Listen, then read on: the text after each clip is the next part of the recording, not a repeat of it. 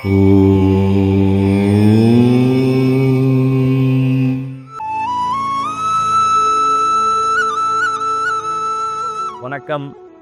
வாழ்க நலமுடன். எப்பொருள் யார் யார் வாய் கேட்பினும் அப்பொருள் மெய்ப்பொருள் காண்பது அறிவு. இந்த வருஷம் சனிப்பெயர்ச்சி 29 மார்ச் 2025 சனிப்பெயர்ச்சி நடக்க இருக்குது. இந்த வருஷம் சனிப்பெயர்ச்சி இருக்குதா இல்லையான்னே ஒரு பெரிய கேள்வி இப்போ ஊடகத்தில் போயிட்டு இருக்கு. அடுத்த வருஷம்தான் சனிப்பெயர்ச்சின்னு சொல்கிறாங்களே அப்படின்னு சொல்கிறாங்க. வாக்கிய பஞ்சாங்கத்தின்படி அடுத்த வருஷம் மார்ச் மாதத்துல தான் சனி பெயர்ந்து மீனத்துக்கு வரதா சொல்கிறாங்க. அப்போ உண்மையான சனி பெயர்ச்சி எது? மார்ச் 29 வர சனி பெயர்ச்சியா, இல்லை அடுத்த வருஷம் மார்ச் வர சனி பெயர்ச்சியா? இது நம்ம கொஞ்சம் விஞ்ஞானபூர்வமாகவே பார்த்துருவோம். தமிழ்நாட்டில் வழக்கத்தில் இருக்கிறது 2 பஞ்சாங்கங்கள் இருக்குது. ஒன்று திருக்கணித பஞ்சாங்கம், இன்னொன்று வாக்கிய பஞ்சாங்கம். வாக்கிய பஞ்சாங்கம் தமிழ்நாட்டில் ஒரு சில பகுதிகளில் மட்டும்தான் பயன்படுத்துகிறாங்க. தமிழ்நாட்டை தவிர்த்து இந்தியாவில் மற்ற பகுதிகளையும் ஜோதிடம் பார்க்குறாங்க. அவங்க யாரும் வாக்கிய பஞ்சாங்கம் பயன்படுத்துறதில்ல. அவங்க எல்லாருமே திருக்கணித பஞ்சாங்கம் தான் பயன்படுத்துகிறாங்க. இது போக உலகம் முழுக்கவே ஜோதிட ஆராய்ச்சி எல்லாருமே இருக்கிற நம்மளை சுற்றி இருக்கிற சூரிய குடும்பத்தில் இருக்க கிரகங்களை வச்சு ஜோதிட ஆராய்ச்சி நம்ம இந்தியாவில் மட்டும் இல்லை, மேலை நாடுகளில் கூட பண்ணுறாங்க. அப்போ எல்லாரும் ஏதோ ஒரு பஞ்சாங்கத்தை காமனாக அதிகப்படியானவர்கள் இதுதான் சரி அப்படின்னு பயன்படுத்துகிறாங்க இல்லையா? அது சரியா அப்படின்றத நம்ம ஒரு தடவை விஞ்ஞானபூர்வமாக செக் பண்ணிவிடுவோம்.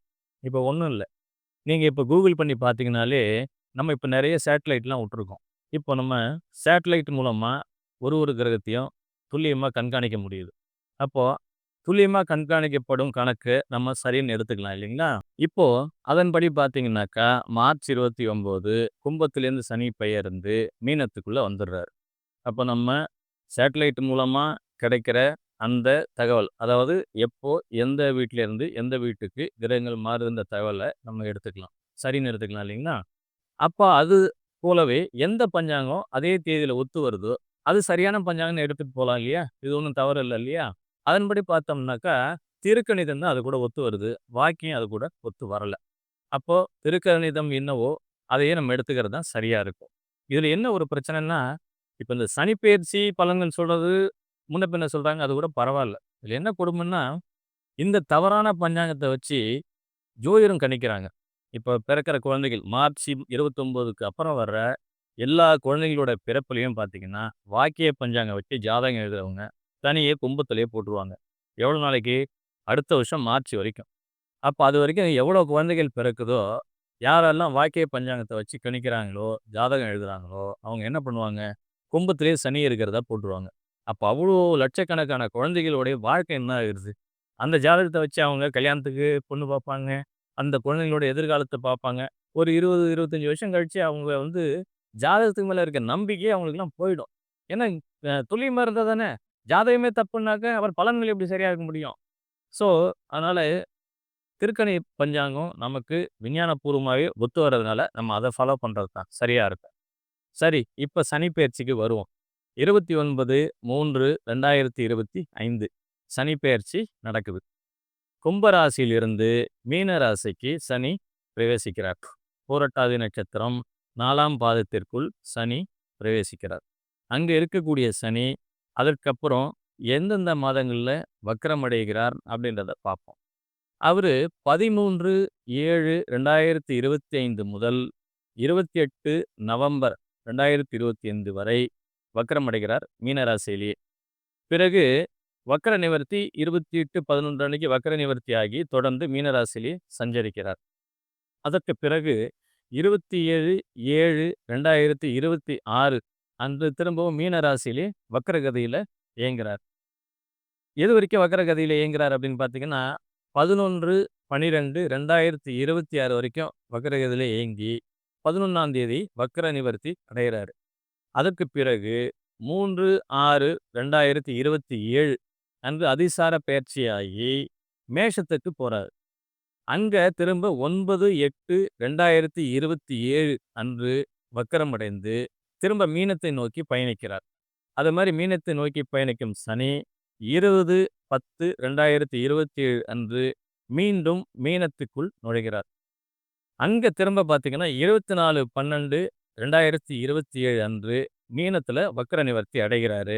அதற்கு பிறகு 23/2/2028 அன்று சனி பெயர்ச்சியாகி பர்மனெண்ட்டா திரும்ப மேஷ வீட்டுக்கு போறாரு. அப்போ இதில பார்த்தீங்கன்னா, வக்ரம் அடைகிறாரு, அதிசாரம் இருக்குது. இதெல்லாம் கலந்து தான் இந்த சனி பெயர்ச்சி இருக்க போகுது. கிரக பயிற்சிகளுக்குள்ளேயே இந்த மாரி பஞ்சாயத்துனால பிரச்சனைகள் இருக்கும்போது, இன்னொரு புதிய சந்தேகம் என்ன வந்துருது சிலருக்கு அப்டின்னாக்கா, இந்த மாரி கிரக பெயர்ச்சிகள், அதாவது கோச்சார ரீதியான கிரக பெயர்ச்சிகள், சனி பெயர்ச்சியோ, குரு பெயர்ச்சியோ, ராகு கேது பெயர்ச்சியோ, அது உங்களுடைய ராசிக்கு தான் பார்க்கணுமே ஒழிய, லக்னத்துக்கு அல்ல. அந்த மாரி சொல்றது, இல்ல லக்னத்துக்கு பார்க்குறது அப்படிங்கிறது தப்பு. உங்களுடைய இப்ப சொல்லும்போதே என்ன சொல்றோம்? கோச்சார பலன் தான் சொல்றோம். உங்களுடைய ராசிக்கு சனி இந்த இடத்துல இருக்கிறார். உங்களோட ராசிக்கு சனி இந்த இடத்துல இருக்கிறார். அதனால நல்லது செய்யப் போறார். இல்ல சாதகமில்லாத நிலையை தரப்போறார். அப்படின்னு தான் சொல்றோமே ஒழிய, உங்களுடைய லக்னத்துக்கு நீங்க இந்த மாரி பலன்கள பொருத்தி பார்க்கக்கூடாது. அது தப்பு. கும்பராசி நேயர்களே, ஜென்ம சனியிலிருந்து விடுபட போறீங்க. கடந்த 2 1/2 வருஷமா நீங்க படாத பாடு இல்ல. எல்லா பிரச்சனைகளையும் பார்த்துட்டீங்க. கடந்த 2 1/2 வருஷமா இருந்த அந்த ஜென்ம சனி இப்ப முடியப்போது. இன்னும் ஒரு 2 1/2 வருஷம் மட்டும் தான் உங்களுக்கு 7 சனியில பாக்கி இருக்கு. இப்ப இருக்கக்கூடிய அந்த 2 1/2 வருஷம் கூட, ஏற்கனவே இருந்த 2 1/2 வருஷம் அளவுக்கு உங்களுக்கு கடுமையான பலன்களை தராது. அதனால நீங்க கொஞ்சம் நிம்மதி பெருமூச்சு விடலாம். இப்போ இருக்கிற சனி பெயர்ச்சி உங்களுக்கு எந்த மாரி பலன்களை தரப்போகுது அப்படின்னு பார்த்தீங்கன்னா, பொருளாதார சிரமங்களை நீங்க கொஞ்சம் சந்திக்கிற மாரி தான் இருக்கும். முன்ன இருந்ததுக்கு இப்போ கொஞ்சம் பரவால்ல அப்படின்ற மாரி ஒரு கண்டிஷனா தான் இருக்குமே ஒழிய, ரொம்ப நம்ம ஆகவும் டெவலப்மெண்ட் இந்த காலகட்டத்தில எதிர்பார்க்க முடியாது இருந்தாலும், முன்னைக்கு இப்ப பெட்டரா இருக்கும் கண்டிப்பாக. அதேபோல நீங்க பேச்ச குறைச்சிட்டு, செயல்ல கவனம் காட்டுறது நல்லது. பொதுவாவே இந்த காலகட்டத்தில உங்களோட பேச்சு தவறாக புரிந்து கொள்ளப்படும். அதேபோல குடுத்த வாக்குறுதியை நிறைவேற்ற முடியாத ஒரு சூழல சந்திக்கிற மாரி ஆயிடும். அதேபோல வண்டி வாகனங்கள்ல செல்லும்போதும், ஏற்கனவே உங்களுக்கு கால்கள்ல ஏதாவது பிரச்சனை இருந்தது அப்படின்னாலும், அதுக்கான ட்ரீட்மெண்ட் எடுத்துக்க வேண்டியது அவசியம். ஏன்னா, இந்த காலகட்டம் குறிப்பா உங்களுடைய கால்கள்ல தொல்லை கொடுக்கக்கூடிய ஒரு காலகட்டமா இருக்க போகுது. சனி தன் 3ஆம் பார்வையாக உங்கள் ராசிக்கு 4ஆம் இடத்தை பார்க்கிறார். படிக்கிற மாணவர்கள் உங்களுடைய படிப்புல கூடுதல் கவனம் செலுத்தணும். விளையாட்டுத்தனமா இருந்தீங்க அப்படின்னா, கல்வியில தடை ஏற்படக்கூடிய ஒரு காலகட்டமா இது மாறிடும். அதனால நீங்க விளையாட்டுத்தனத்த குறைச்சுட்டு, வழக்கமா படிக்கிறத விட இன்னும் கொஞ்சம் சிரத்தையா, கூடுதல் கவனத்தோட படிக்க வேண்டியது அவசியம். அதேபோல நடுத்தர வயது உடையவர்கள், உங்களுடைய தாயின் உடல் நலனில் அதிக அக்கறை எடுத்துக்கொள்ள வேண்டிய காலமா இந்த காலகட்டம் இருக்கும். வண்டி வாகனங்கள்ல போம்போதும் கவனமா இருக்கணும். புதிய வீடு கட்டுவது, வீட்டை மராமத்து செய்யறது, இது மாரி ஒரு வேலை இருக்குது அப்படின்னாக்கா, கூடுதல் கவனத்தோட செய்யணும். புதிய வீடு கட்டும்போது இயல்பாவே தடைகள சந்திக்கக்கூடிய ஒரு காலகட்டமா இந்த காலகட்டம் இருக்கும் அப்படின்றதுனால, நீங்க எல்லாத்தையுமே எச்சரிக்கையோட அணுக வேண்டியது அவசியம். சனி தன் 7ஆம் பார்வையாக உங்கள் ராசிக்கு 8ஆம் இடத்தை பார்க்கிறார். வெளியூர், வெளிதேச பிரயாணங்களின் போது அதிக கவனத்தோட நீங்க போணும்.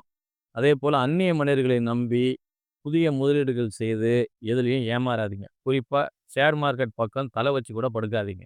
ஏன்னா, இப்போ அது மாரி விஷயங்கள நீங்க போய் கை வச்சீங்க அப்படின்னாக்கா, நமக்கு ஏற்கனவே பிரச்சனையில இருக்கும்போது, இப்ப அது இன்னொரு புது பிரச்சனையா மாறிடும். உங்கள இன்னும் பொருளாதார சிக்கல்கள்ல கொண்டு போய் விட்டுடும். அதேபோல தேவையற்ற வாக்குறுதிகளை யாருக்கும் குடுக்காதீங்க. குடுத்த வாக்குறுதிகளை நிறைவேற்றுவதில் சிரமம் ஏற்படக்கூடிய ஒரு காலகட்டமா இந்த காலகட்டம் இருக்கும். அதேபோல குடும்பத்தில தேவையற்ற வாக்குவாதங்களை தவிர்க்கணும். கூடுமான வரைக்கும் அமைதியா இருக்கிறது தான் உங்க குடும்ப நிம்மதிக்கு ஒரே வழி. சனி பகவான் தன் 10ஆம் பார்வையாக உங்கள் ராசிக்கு 11ஆம் இடத்தை பார்க்கிறார். மூத்த சகோதர, சகோதரிகளுடன் சுமூகமான போக்கை நீங்கள் கடைபிடிக்க வேண்டும். தேவையில்லாத மனக்கசப்பு வரக்கூடிய வாய்ப்பு இருக்கு அப்படிங்கிறதுனால, எதா இருந்தாலும் நீங்க பொறுமையோடு அணுகி, புத்திசாலித்தனத்தோட ஏதாவது பிரச்சனையே வந்தா கூட, புத்திசாலித்தனத்தோட கையாள வேண்டியது அவசியம். அதேபோல புதிய சொத்துக்கள் ஏதாவது வாங்குறீங்க அப்படின்னும்போது, டாக்குமெண்ட்ஸ கேர்ஃபுல்லா பார்க்க வேண்டியிருக்கும். அதேபோல உங்களுக்கு இருக்கக்கூடிய சொத்துக்கள் ஏதாவது விற்கக்கூடிய சூழல் இருந்தாலும், அதுவும் நல்ல பார்ட்டி தானா அப்படிங்கிறதெல்லாம் நல்ல விதமா பார்த்துட்டு, செக் பண்ணிட்டு, அதுக்கப்புறம் உங்களுடைய சொத்துக்களை விற்கும் முயற்சிகளில் நீங்க இறங்கலாம். மீண்டும் சந்திப்போம். நன்றி.